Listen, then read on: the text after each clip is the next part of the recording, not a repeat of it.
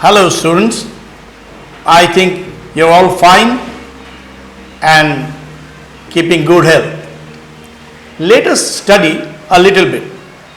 Today I am going to discuss the subject biology for class 7, chapter 1, which deals with organization in living things. First, to introduce.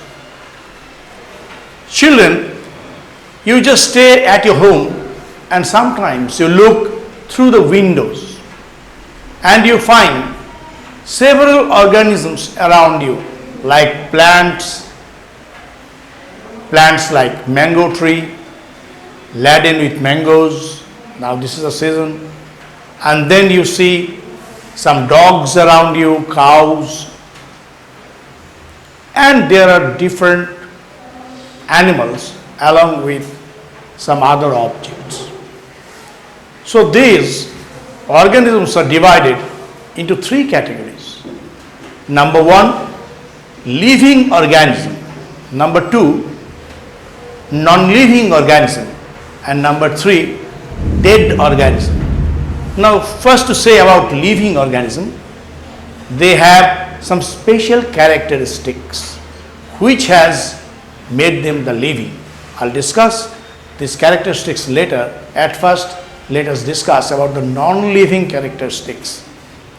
So they were never living, they are mostly inorganic substances, although they are very much required for our life.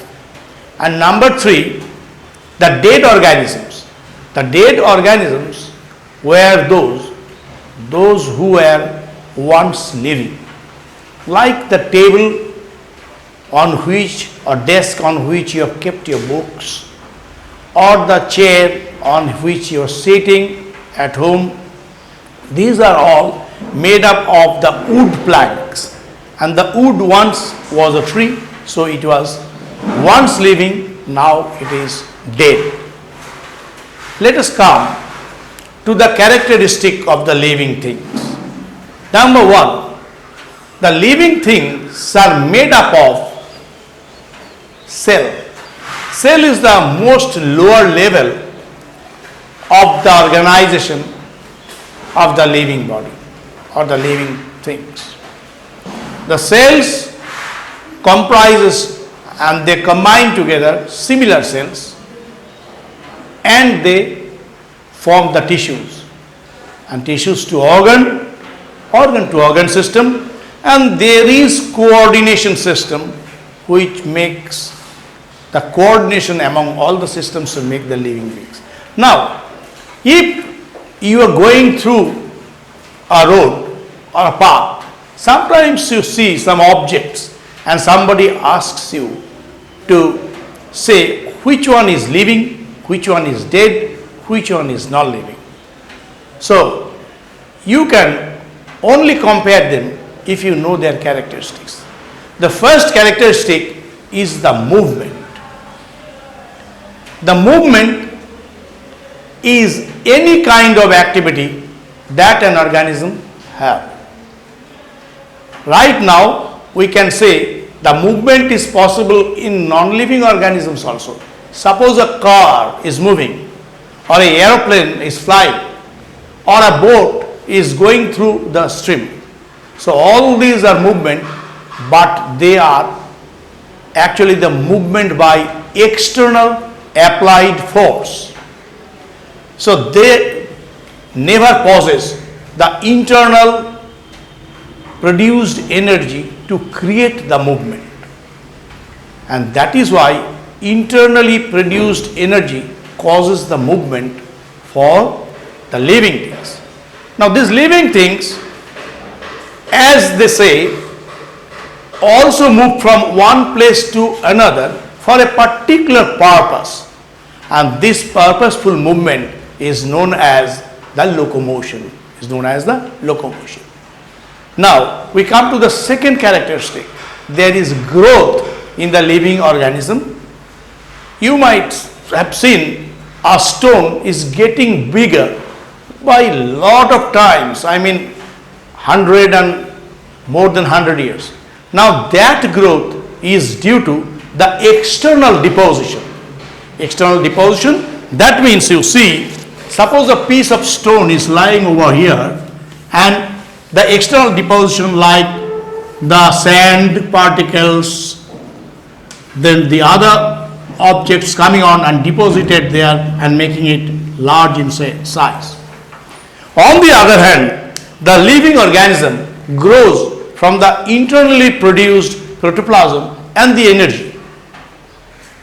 So that is the difference between the growth in non-living organism and growth in living organism. So growth is one of the most important points or characteristics of the living things.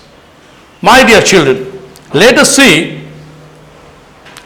the levels of, before we go to levels of organization, we see the living beings have the reproduction, respiration, excretion and the response to stimuli. Now reproduction, you know, producing the own kind by the living organism to keep their generation. Otherwise, the earth would have been a desolate place. So the reproduction is very important. While respiration, it is also a very important process in the living beings, because the respiration is the process by which the energy is produced inside the body of the living beings. We take in food and digest it, and the raw materials for the food is supplied by the heterotrophs, and obviously in autotrophs, means the green plants, they can make their own food in their own body and they collect their ingredients from the nature, like carbon dioxide from the air. Then the sunlight is there, they have green pigment, where there is a specialized component is there which is known as magnesium. This magnesium converts the sunlight into heat, which produces the heat and breaks the water into hydroxyl ions. And minerals and salts, together they are called the sap, which has been taken by the plants through the roots, especially the root hairs are unicellular structures. They have lot of surface area and they suck and send the sap to the leaves. Leaves is the laboratory or kitchen of the green plants, where they make the food for the green plants as well as for all the organisms indirectly or directly. Coming to the next point, we have the excretion. Now whatever we have taken as input, like the food, or whatever the input you have taken from the atmosphere, the whole mass of the air goes with the different gases, but especially oxygen is used. Oxygen burns the food, that means oxidation of the food occurs to produce the raw materials for the energy production. And here what happens, you know, the rest of the gases that comes out with the air that comes out through our nose. That means taking in air is inhalation and leaving out air is exhalation. So in exhaled air, we can find one nice mathematical difference between the carbon dioxide and the oxygen. Oxygen roughly is 20% of the air and carbon dioxide is 0.03 to 0.04%. But while we use that air and it comes out as expiration, then we find the 4.5% of oxygen is used. So oxygen comes out as 16 or 15 point something percent, while the carbon dioxide increases by 4.5%.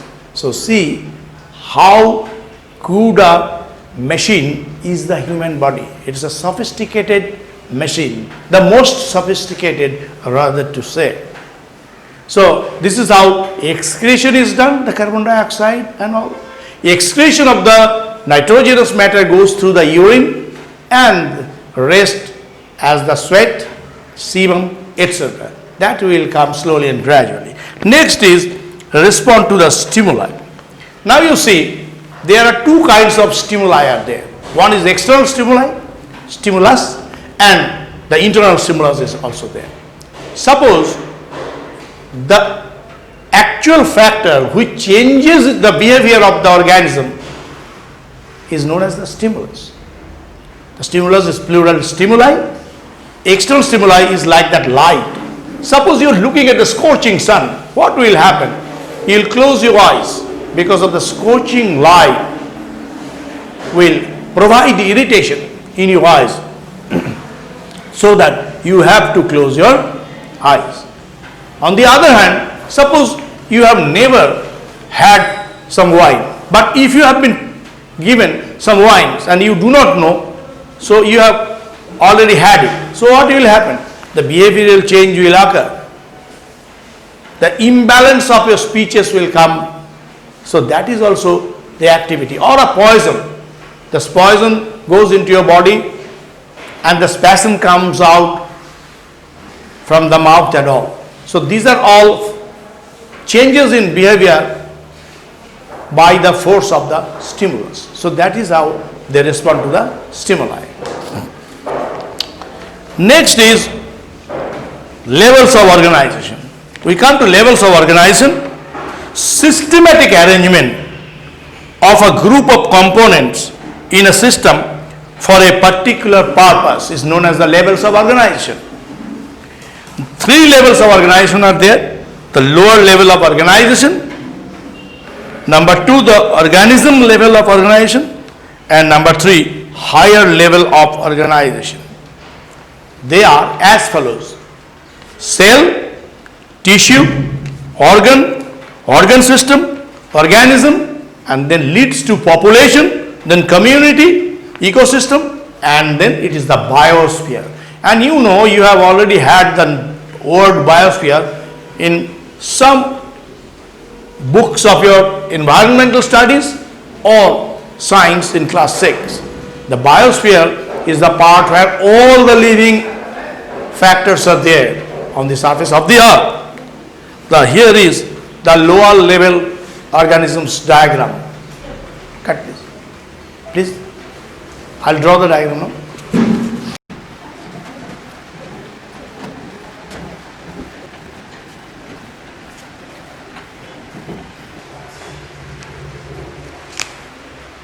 Here is the level of organization in the living world. You see, the cells are the first level of organization, second is the tissues, third the organ, fourth organ system, and the fifth is the organism. So here you see the levels of organization are three types. The lower level of organization, organisms level of organization, and number three, higher level of organization. We'll come with the lower level of organization.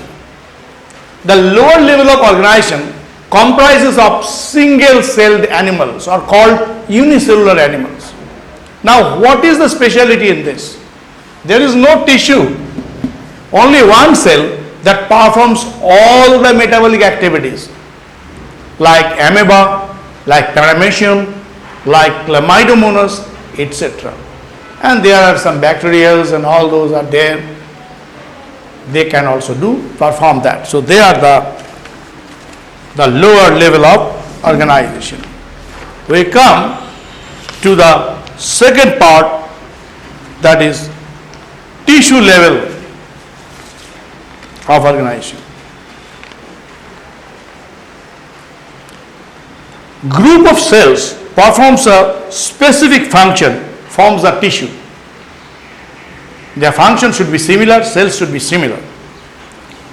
As like you see the epidermis, that means if you take the section of a leaf, you see there are two, upper epidermis and lower epidermis. They are having specialized cells, and these cells that protect the leaf from decay and all those. Have you seen a leaf? The upper part is very waxy and the water slips out. That is the protection, and there is a waxy coating on it which protects from other difficulties also, attack of microorganisms and all those. So this is the, and in case of the human beings, you see the muscle cells. The muscle cells are made up of similar cells, makes a muscular tissue. But all of them perform the same way. That means they provide the movement to the humans. Coming to the organ level of organization. Different types of tissues grouped together to form an organ which performs a specific function. Like your heart.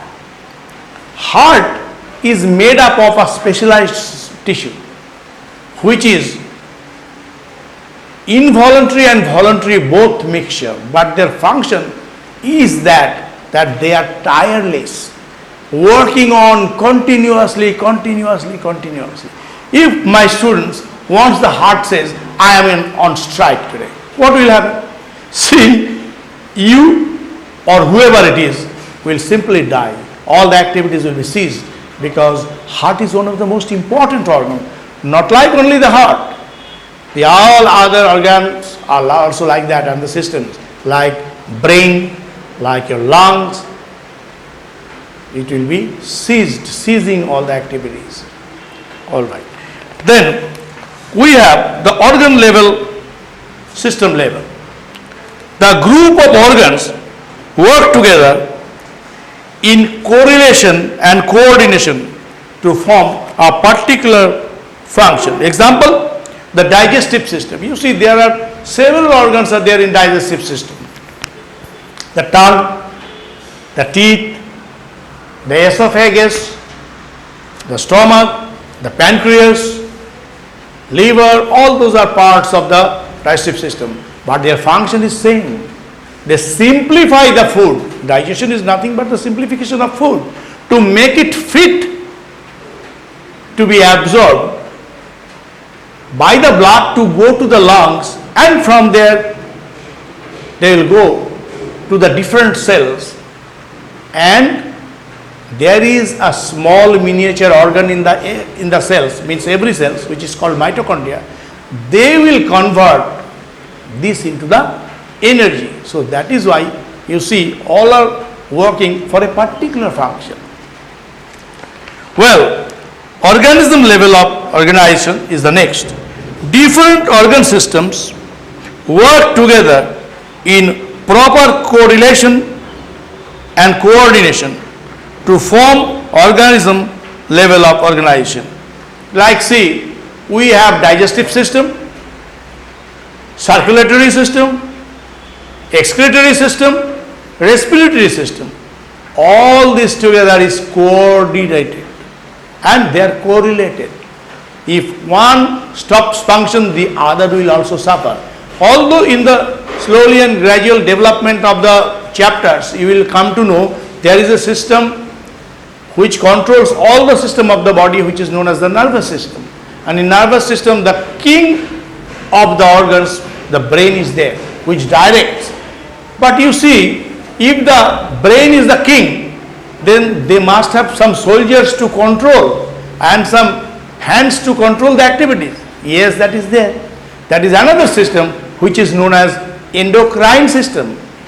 And this endocrine system, the secretes a kind of enzyme, biochemical enzyme like things which is known as hormone, which you will study in the later classes, especially in class 11, 12. Now right now you know this, the hormones are correlating all the activities of the body by the order of the brain, and they are coming out from the respective glands which are ductless, and there is specific hormone for specific function and the control of the activities. Let us come to the higher level of organization. Living organisms interact with each other. Okay, children, we are moving to higher levels of organization. Living organisms interact with each other and with the non-living components also in an environment. These interactions takes place in a well organized manner. Such organization begin at organism level and ends at the biosphere level. Now, higher level of organization. Coming to population. A species is a group of living organisms which are closely related and can breed among themselves, forms a population. For example, lion in Gir forest. The lion in Gir forest has made a population because in India there is only Gir National Park. There the Asiatic lions are kept and reared. Now there are 523 lions are there. The population changes time to time because if there is some deficiency, they die and decrease in number. While if there is favorable conditions, all those, successful breeding makes them larger and larger in population. That means number increases. Well, we come to the next point, which is known as community. Populations of different living organisms in a specific area forms a community. That means there are many populations living in a particular area is known as the community. All members are independent and interdependent also with respect to food, energy and the other needs. All are interrelated. Suppose if there is no carbon dioxide, plants will not be able to make food. If there are no plants, the animals will not be able to take any food because they are dependent directly or indirectly to the plants. While the animals leaving carbon dioxide through their respiration is the most important ingredient for preparation of the food for the plants. So they are interrelated. That means one is off, the whole system is off. So interdependence is the most key factor. A community comprises of producers, that means the green plants, primary consumers, the herbivorous animals, secondary consumers, the consumers which feed on the small animals, and tertiary consumers, those who are feeding on the secondary consumers as well as the primary consumers. And finally, decomposers, they are the bacteria and the fungi. That every organism dies and the body is decomposed and recycled to return to the nature. This is how the whole things go. Now we come to the next point, which is known as ecosystem. When different communities live together by an area and interact with non-living factors of the environment, they form an ecosystem. Non-living factors are light, air, water, soil and the temperature. Temperature is a very key factor. Some organisms live in 25 degrees Celsius. Some can live in little higher temperature but mostly live in 22 to 20 degrees Celsius. Example of the ecosystem. Pond ecosystem is the smallest ecosystem, while ocean ecosystem is the largest ecosystem on the surface of the earth. Artificial ecosystem like garden and an aquarium is man-made ecosystem. Now we come to biosphere. All ecosystems in earth or on earth, rather say, make the biosphere.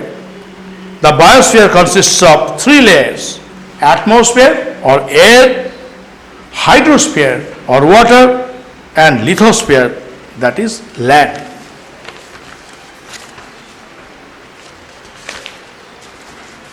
And that is all for this video. Thank you. and have a nice study.